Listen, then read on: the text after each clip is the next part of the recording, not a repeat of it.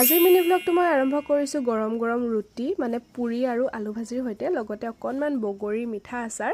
আমাৰ এইফালে একদিন বিৰাটেই বেছি ঠাণ্ডা ৩-৪ দিনমান হ'ল বৰষুণে দি আছে আৰু বহুত বেছিয়ে মানে ঠাণ্ডা পেলাইছে। এনেকুৱা লাগিছে যেন একদম মানে পুহ মাহৰ ঠাণ্ডা আকৌ আহিছে এনেকুৱা নিচিনা লাগি গৈছে আৰু একেৰাহে বৰষুণ দি থকাৰ কাৰণে ভাবিলোঁ অকণমান দিনৰ ভাগতে একদম জালুকীয়া দি মাংস খাওঁ। আচলতে আমাৰ ঘৰলৈ আহিছিল এনাই, কালি আহিলে কিন্তু আজি ভাবিছে অকণমান কিবা এটা ভালকৈ খুৱাওঁ। কালি বাৰু খোৱালোঁ দেই, কিন্তু তথাপিতো আৰু আজি বোলো অকণমান মিঠাইও লৈ আহোঁগৈ, লগতে অকণমান জালুক দি মাংস খাম, সেইকাৰণে মাংসও লৈ আহিলোঁগৈ।